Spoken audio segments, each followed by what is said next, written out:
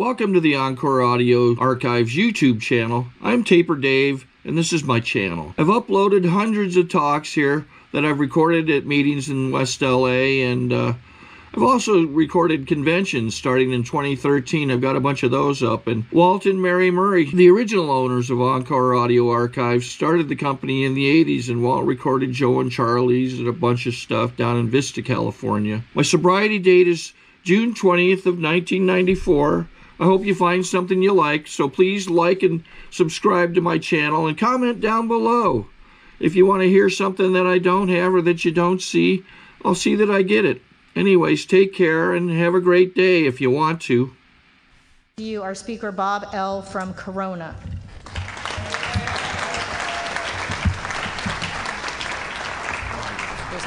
I got some over there. Hi, everybody. My name is Bob Lempke. I'm an alcoholic. It's always a pleasure to participate in the meeting of Alcoholics Anonymous. I think it's a little more meaningful when we have some new people, or comparatively new people, as whether you new people realize this or not, and I'm sure you don't because we didn't. Fact of life. Next to us old-timers, you're the second most important people in the room tonight. Don't ever forget it. But really, without newcomers, this thing will probably end up with all us old-timers standing around here telling these same old stories. We probably all get drunk. I'm what the book says is a real alcoholic. In fact, I'm one of those bar-drinking drunks. Are there any bar drinkers here tonight? Thank God. I mean, I don't know the rest of you did your thing, but I'll tell you what, if you didn't get some bar time in, you missed a lot of fun. I loved everything about those joints. I love everything that goes on in there. I like the smell in there. I like them stools you can spin around on. I like the mirrors they got in those places. You can dream all you want, you know. And I love them jukeboxes they got there, you know, the ones that play Born to Lose all day. And you can cry and drink at the same time. Oh, it's just wonderful. I guess I better tell you from the start what all happened. I was born in a little town in Wisconsin. And the day I was born, my dad was assistant chief of police in that town, and he was about 6'4", weighed 240 pounds, wore a uniform, carried a gun, scared the living bejesus out of you. And for the first 15 years of my life, I did everything that Turkey told me to do, just out of fear, because I knew deep down inside if he ever hit me, he'd kill me. And he's a big moose and a tough cop, and I'm scared to death. And I did everything he told me to do. If he told me to run to the store, I literally ran to the store. I didn't slow down out of sight or nothing, and I'd run all the way back. If he told me to rake the leaves, I even raked the neighbor's leaves. And in Wisconsin, we have a lot of snow. And he taught me early in life, if 5 flakes of snow fell on our sidewalk, it's my job to get it off of there. And I did that religiously until this thing that happens to everybody in this room. About the age of 15, something happens to human beings. All of a sudden, the next day, mothers don't know nothing, parents don't know nothing, teachers are a bunch of, you know, the only one that knows anything is you. And that it happened to me. I don't know if it happened to you, but it's very common at age 15. My kids turned over like that. At 15, all of a sudden, they're the smartest people walking the face of the earth. And that's the way it was with me. And I can remember this like it happened yesterday. I got up that morning, went downstairs, had breakfast, headed off to school. No big deal. Come home from school at noon for lunch, and it's snowing. I know my job, right? But this thing happened. All of a sudden, shoveling snow was demeaning. Yeah, you know, it take away all your character.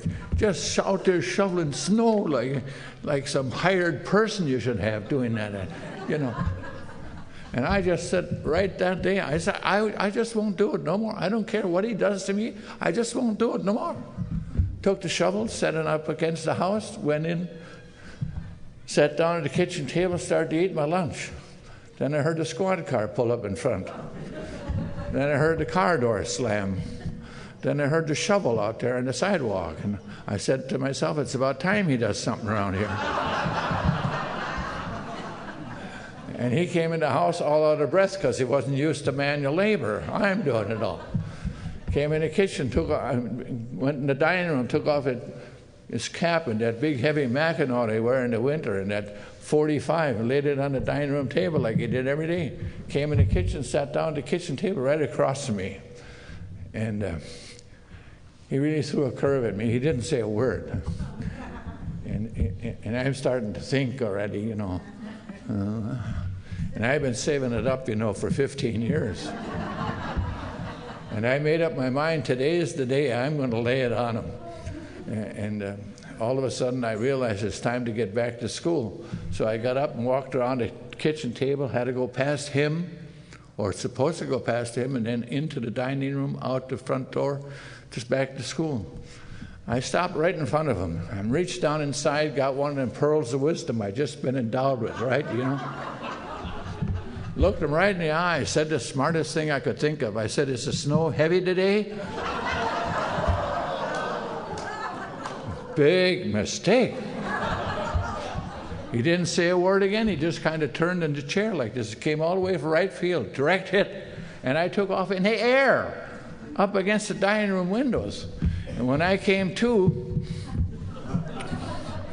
I said to myself, and only to myself, nobody can hit me like that and get away with it. I'll get even with him, by God, if it kills me. I'll get even with him. And every day after that, every night, I'd sit there and plan his demise in the bedroom all by myself. And I understand today that's not proper thinking for a 15-year-old to be planning his father's demise. And a lot of things happened in my early years. And one of those winters, I can remember it like it was yesterday. Come home from school one day with 3 of my buddies, and we're walking down the street, get to the corner to go down to my house. And there across the street, passed out in a snowbank in full uniform, is my dad, dead drunk. And these 3 guys started teasing me about my drunk dad, a drunk cop. And we went to Fifth City, and I won. But I'll never forget the feelings and emotions I had that day. I realized then and there that he disgraced that uniform he wore, disgraced that badge he wore, and lost the faith and trust of that community that he had pledged his life to protect and to serve. Big deal. About a year after that, another big deal happened. He died, 47 years old, from chronic alcoholism. The thing on his death certificate said heart attack, and I found out another fact of life that doctors lie on death certificates for certain people in certain towns, and they're still doing it today. Fact of life. About a year after that, another thing happened. I was going with this girl in high school. And right out of high school, it was a beautiful event. We got married, a beautiful event, crossed white shotguns, everything. She didn't like me to say that, you know, and I clean it up once in a while and say it happens in the best regulated families, right? And right away, we had a little girl, and I wasn't at the hospital that night because I had been hauling mail and doing garbage and groceries and all kinds of crap, cheap jobs, and it just wasn't enough to keep a family going.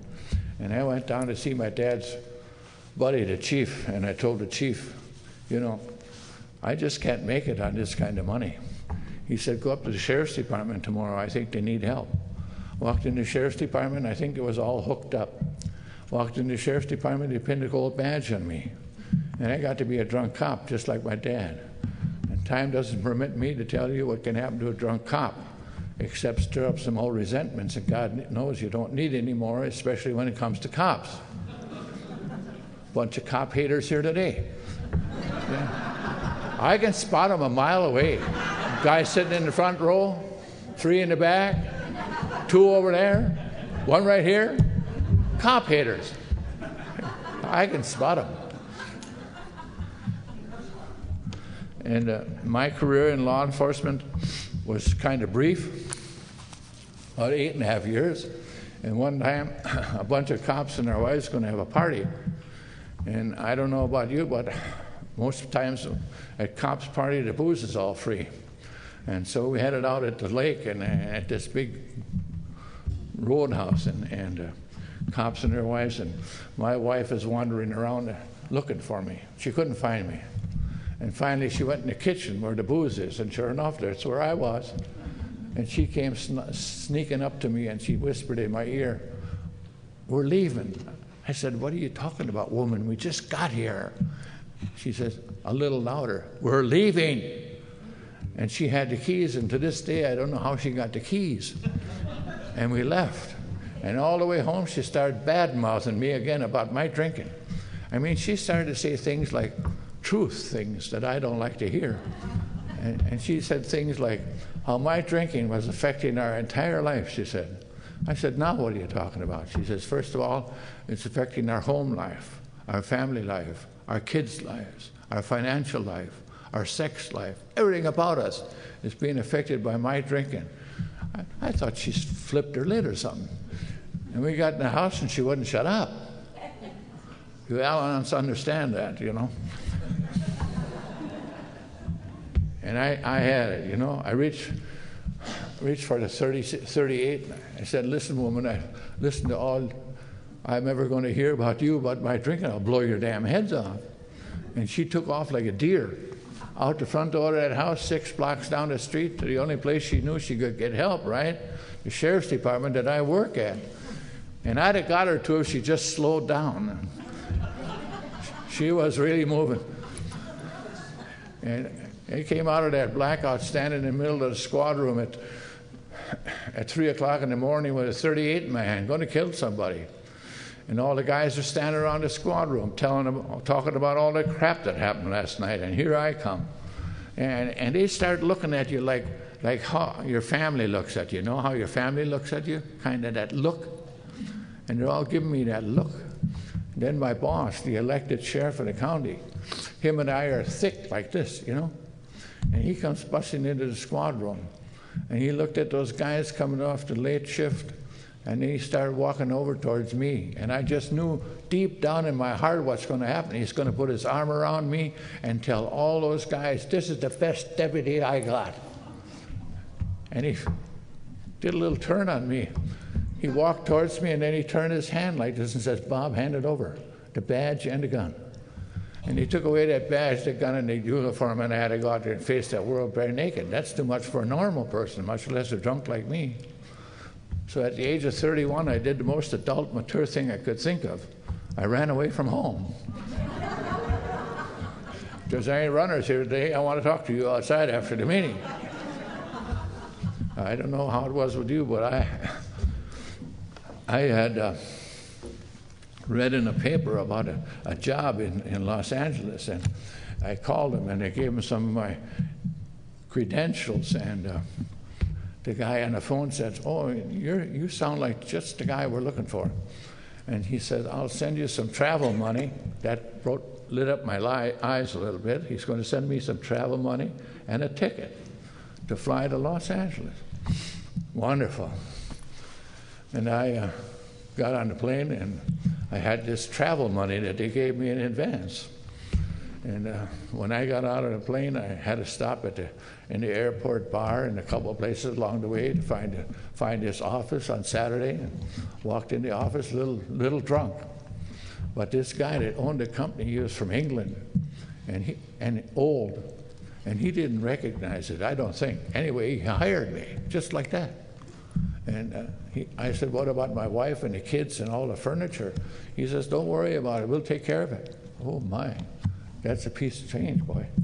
And so, wouldn't you know, I got a job in Los Angeles in an appraisal company, in a real estate appraisal, and it worked out pretty good until one time we had another party, and I didn't do too well at that party, and my supervisor was an ex-cop, And things had happened. Like, I passed some bad checks. I was at this bar, it's called the Friendly Bar in Burbank. And that bartender, he said the damnedest thing to me. I said, I need some money, but I'd forgotten my checkbook. He says, Bob, it's all right. You can write a check on anything, piece of paper, toilet paper, anything, you can write it. I said, you can? He says, yeah, you can do that. I wrote it on the Olive National Bank. There is no such a bank. And about 2 days later, the Burbank Police Department got a hold of my boss, the ex-cop. And we're going to meet in the parking lot at the Starlight Bowl up in Burbank. And I'm sitting in the car with my boss and my wife, and we get to talking about all these happenings. And all of a sudden he said, you see that car sitting over in the back of the parking lot? I said, yeah. He says, that's Burbank cop. He's got a warrant for your arrest. I said, oh, Jesus. So he motioned that the cop come over, and he crawled in the car with me and my wife and my boss. He sat in the back seat and told me they had several checks in bars that all bounced. And he says, what we're going to do is you come to the Burbank Police Department every Friday and pay off one of these checks. And we're not going to throw you in jail today. So I said, okay. And you know, I think it was 8 to 10 weeks, and I paid them all. And when I had it all done, I went and got drunk. I was celebrating. Free man again. God got it made. Just wouldn't stop. And we moved to Glendale.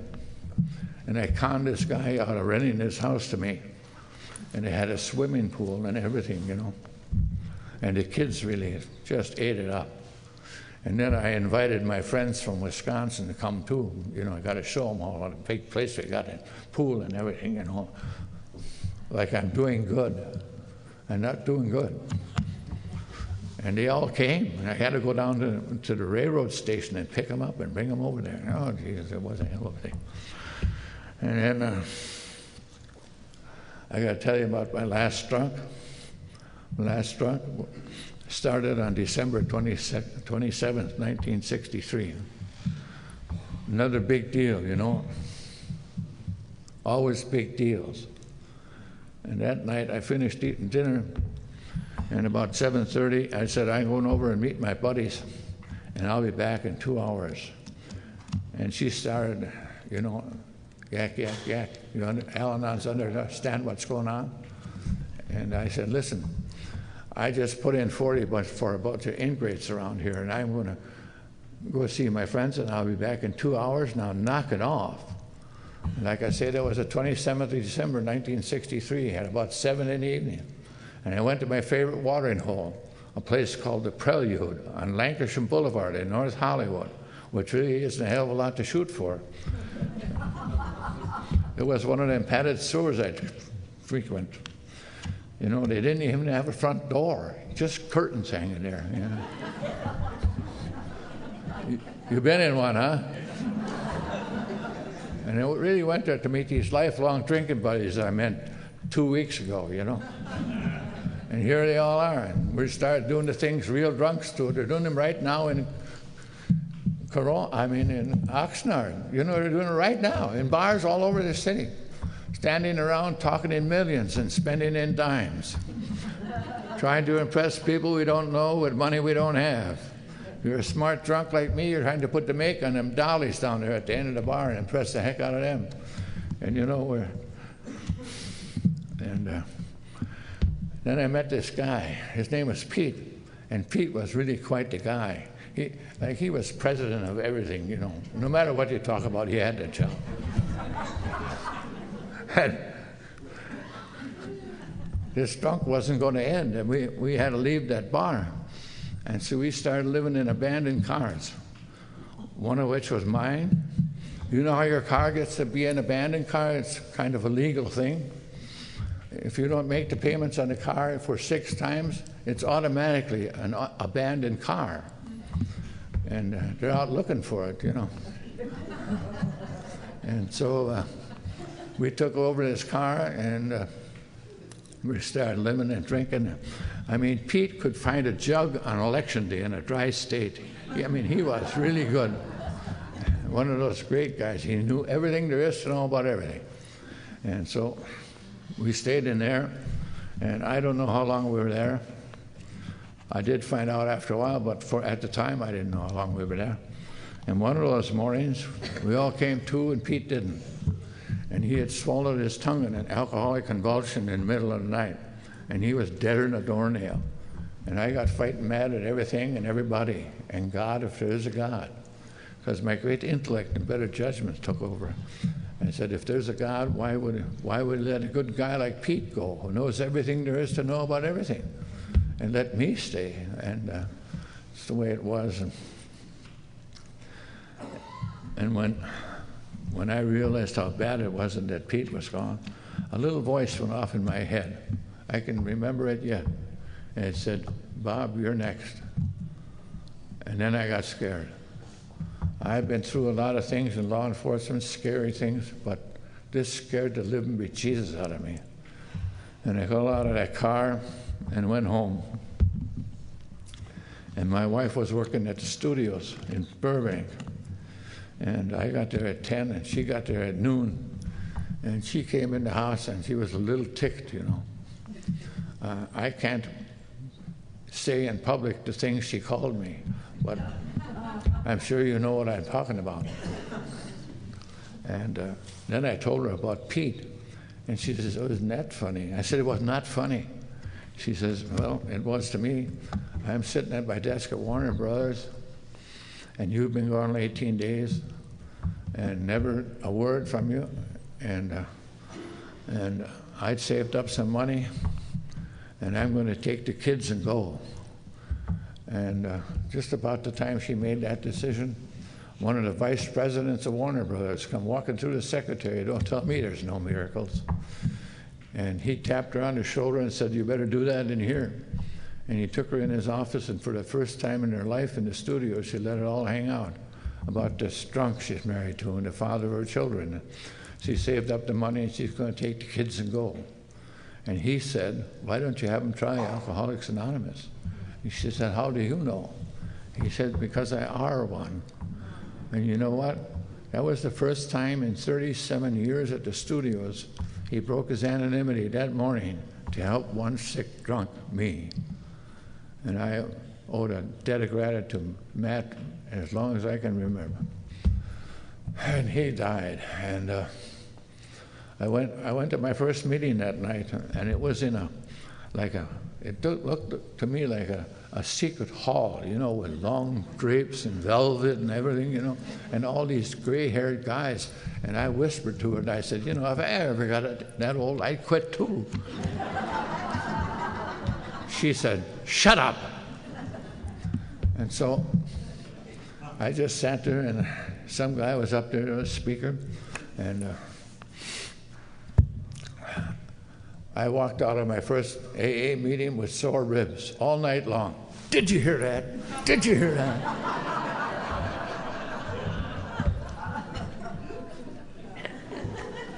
And I thought this was the only meeting in Glendale. And then one guy says to me, oh yeah, we've got other meetings in Glendale. He said, in fact, there's a club over on Central. He says, you might want to go in there. There's a lot of meetings there. I said, oh. My wife said, he'll be there. And so I got to the club in Glendale. It was up above a liquor store and a laundry. Now that's real planning, I'll tell you that. And I walked in that room, and it had those doors, those push bars like they have there. And I walked in the door, and two guys are sitting over here at a table playing cribbage. And I walk in the door, and they stopped playing cribbage. And one of them poked the other one and said, we better do something with that one.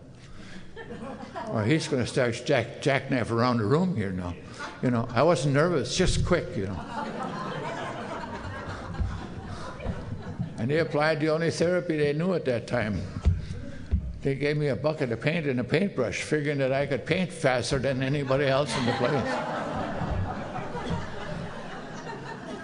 And I painted that damn clubhouse, and I can't tell you to this day how long I painted. I don't know if I painted 5 days, 50 days, I don't know. But I'll never forget the day I finished. It was a bright Saturday morning. And you know we're perfectionists, and we got to clean everything up just perfect, you know. And I cleaned everything up just perfect. And then I find out that one of those cribbage players had been a painter all his life. And just that fast, I'm ticked off. And I'm going to get drunk at every damn one of these people. And I headed for the back door. And I reached for the push bar, the back door of the clubhouse. And wouldn't you know it, the door came open, and there's some clown standing there with a big smile. And he says, "Hi." And I said, "Shove it." He said, "Why do you say that to me? I don't even know you." I said, "Shove it anyhow." He said, "Come here, I want to talk to you." And he brought me in the meet and set me down on them Henroid chairs, you know, them cold metal ones.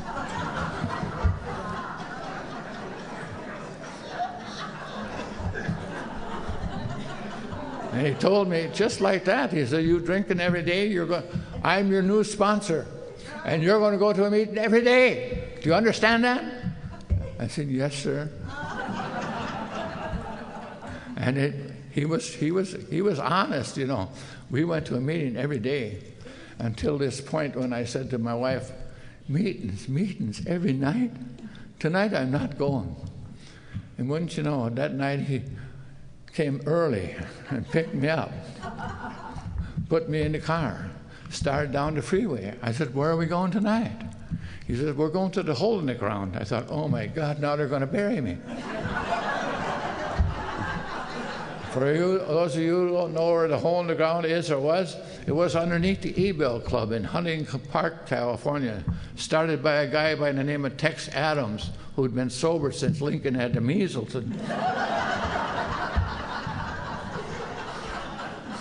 Thank God for Pete, who started places like that for drunks like me, and he told me I had to study this book. He would not let up. And we're going to get out of the car and start down the steps of the E-Bell Club. And all of a sudden something came through my head, and I said, "Joe, I got to ask you something." He says, "Yeah? What do you want now?" He was crusty. I says, "How long do I have to go to these damn meetings?" And just like that, his whole attitude changed, just like that. And he took his finger and shoved me into the corner at the bottom of the stairs in the stairwell. And he started to scream. And he took his finger and started to hit me in the chest. And he says, "You idiot." I didn't like that. He says, "You have to go to meetings until you want to go to meetings. Then you don't have to go to meetings anymore."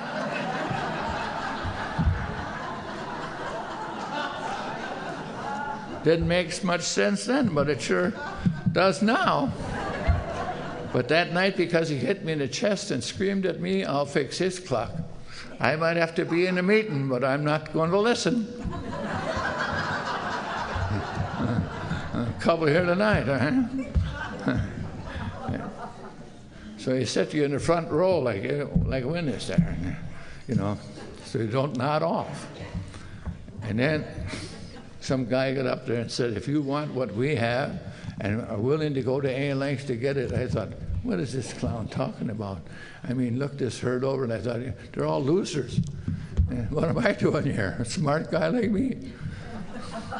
There were meetings going on, and all of a sudden I see this guy about 3 rows back, and he's scribbling on a piece of paper. I didn't know you had to take notes here. And I watch him like a clock. And all of a sudden he gets up and takes this piece of paper he'd been writing on, headed for the door during the meeting. Took the piece of paper, stuck it on a bulletin board, and split. I didn't know you can do that. And I'm an ex-cop. I think maybe that's some evidence. I better go and check it.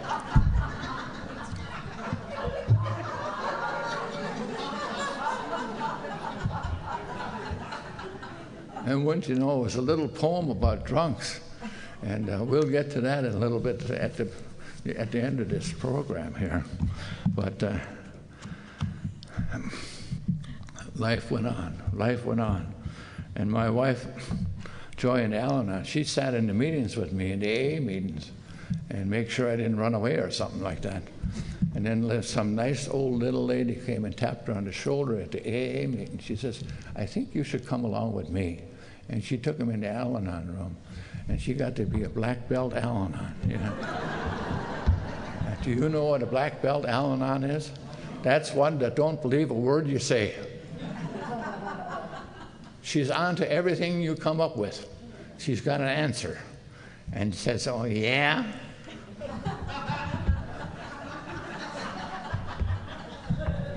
It's terrible. But she got to be a very active member of Al-Anon. And God love her. And on the 23rd of November, 2001, she was diagnosed with melanoma cancer.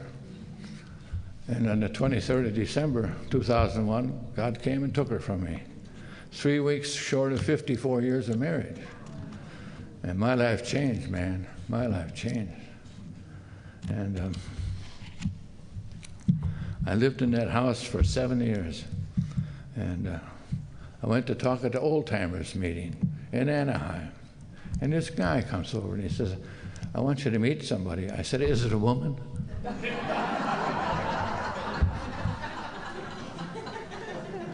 And sure enough, it was a woman. And he brought Marilyn.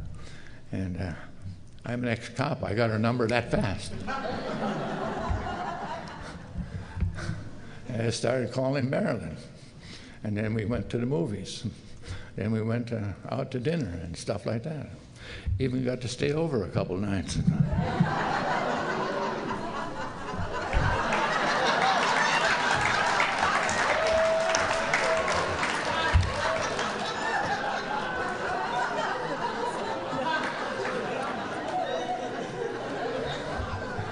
And on the 14th of June, 6 years ago, we got married. And we got a good thing going. She's a very active woman in Al-Anon. I mean, she's got, at our house in the morning, the phone starts ringing, and it's all her sponsees. They're all calling. I mean, sometimes she must have 100. The phone is ringing all the time. I have a lot of sponsees, but they don't call me very much. We meet them.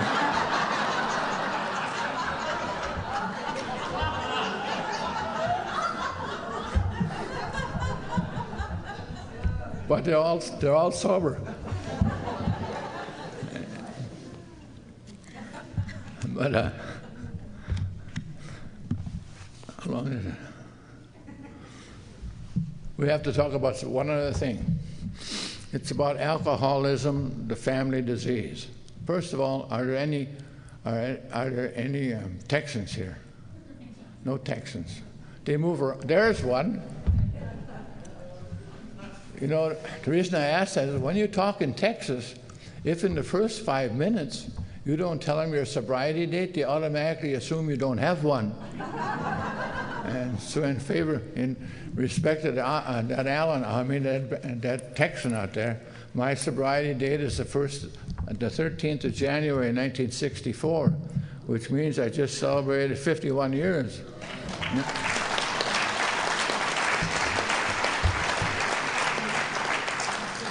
Not bad for a drunk cop, huh?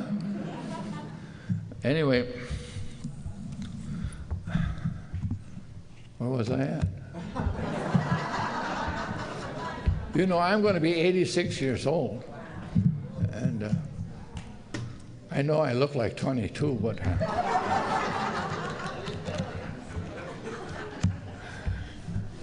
But anyway,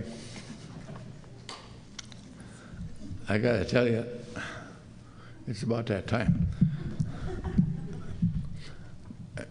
I have this little poem I stole. It's called Which Place? Well, we better talk about that, about alcoholism, the family disease. Thanks a lot.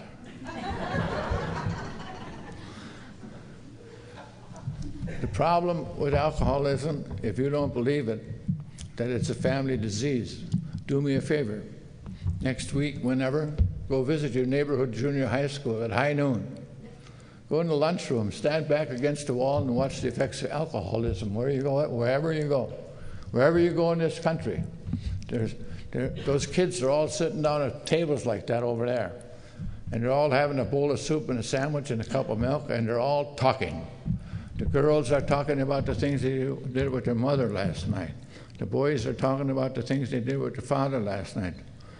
They're talking about things like what they're going to do together as a family and where they're going on vacation this year as a family and when they're going to go and visit Grandma and Grandpa as a family.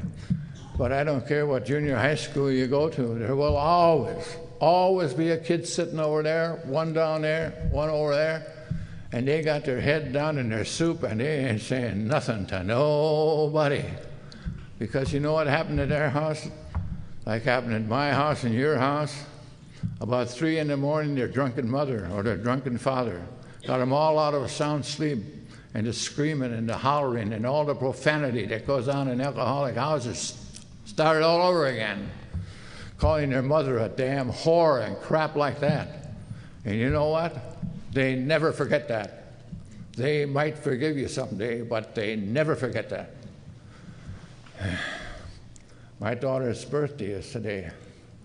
She's 67 years old. Isn't that something? I can hardly believe it. But that's the way it is.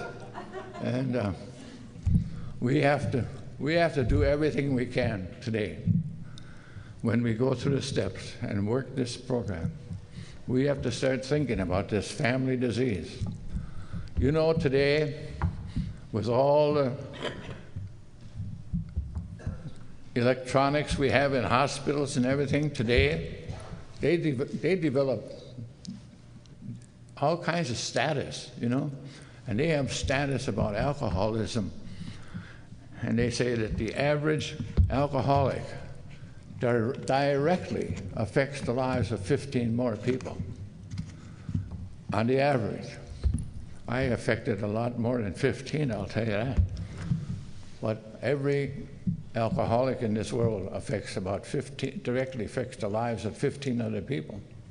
Kids, wives, husbands, parents, grandparents, bosses, all kinds of stuff. And so we have to work on it. We really have to work on this thing. It's a big problem in our country. And so I am eternally grateful. It's about that time. I better share that poem with you, and then I'll sit down. It's a little poem entitled, Which Place? I dreamed one night I passed away and left this world behind. Started down that lonesome trail, some of my friends to find. Came to a signboard on the trail, directions it did tell. Keep right to go to heaven, turn left to go to hell. I hadn't been too good on earth, just a hopeless boozing rig, and knew they're at the crossroads, the path I'd have to take. So I started on the rocky path that leads to Satan's place, and shook within, not knowing just what I'd have to face. Old Satan met me at the gate. What's your name, my friend? I said, I'm just old sober Sam that's come to a sad end. He glanced through some files. You made a mistake, I fear. You're listed as an alcoholic. We don't want you here. I said, I'm looking for my friends. And a smile stole over his face. If your friends are alcoholic, they're in the other place. So I went back the other way till the crossroads I did see, and turned right to heaven, as happy as could be. St. Peter smiled and said, come in. For you, I have a birth. You're an alcoholic. You've been through hell on earth. I saw old Dub and old Pete too. Bill C. and a friend called Bell. And brother, I was tickled because I thought they'd gone to hell. So brothers, all take warning. Learn something from my trip. You've got a place in heaven if you try hard not to slip. If someone tempts you with a drink when you're not feeling well, just tell him you're going to heaven and he can go to hell.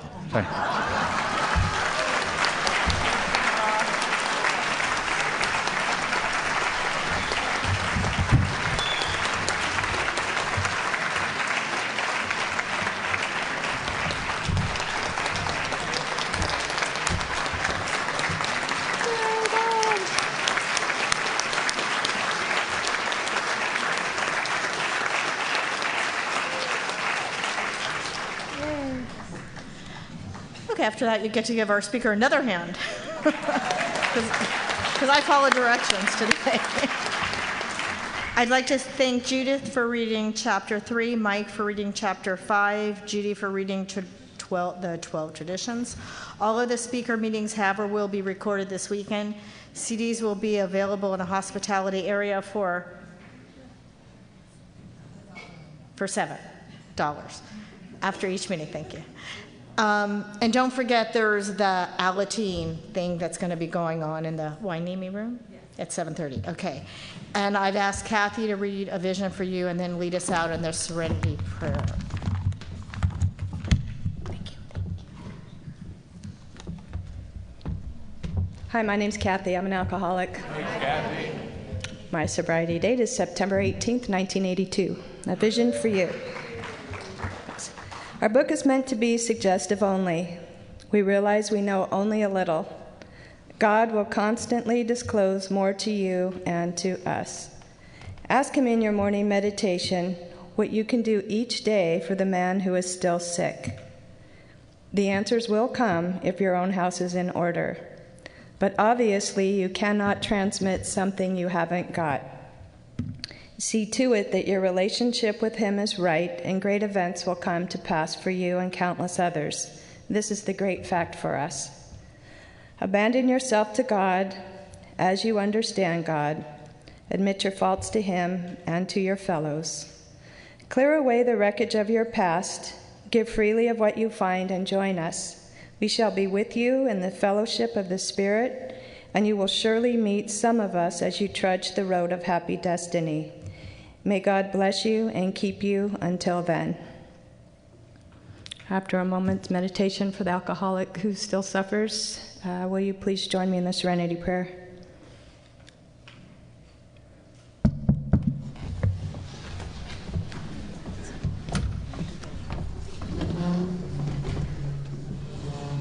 You want to go down? I think we're okay.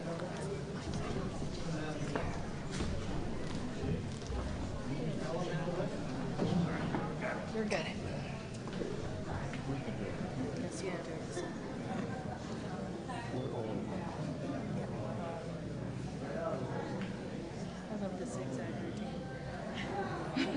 Every year, it's crazy. So I'll just wait for this circle to be going.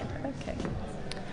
God, grant me the serenity to accept the things I cannot change, the courage to change the things I can, and the wisdom to know the difference. Amen. Keep coming back. It works if you work it. Thank you. Thank you. Thank you, Bob.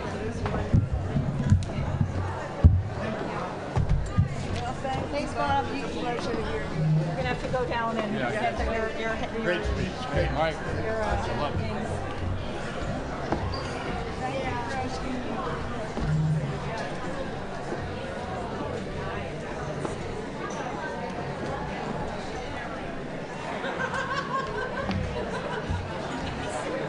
Pardon?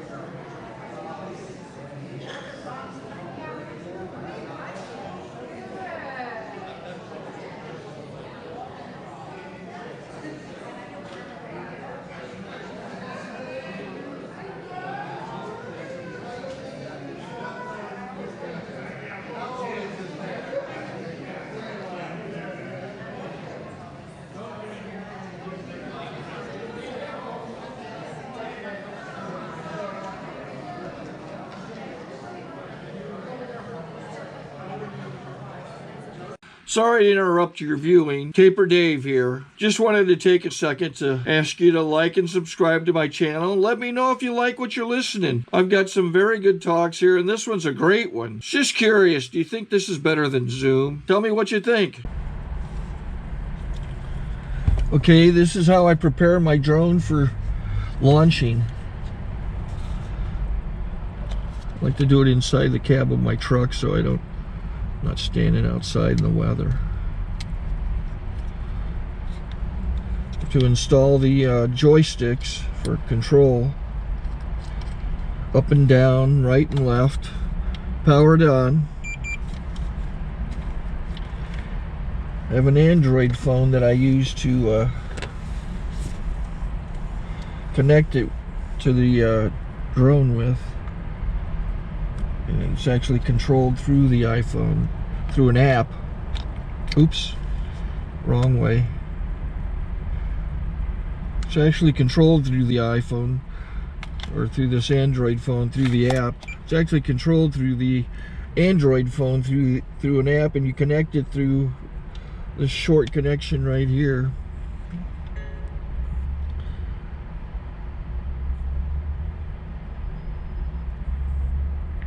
Remote control connected.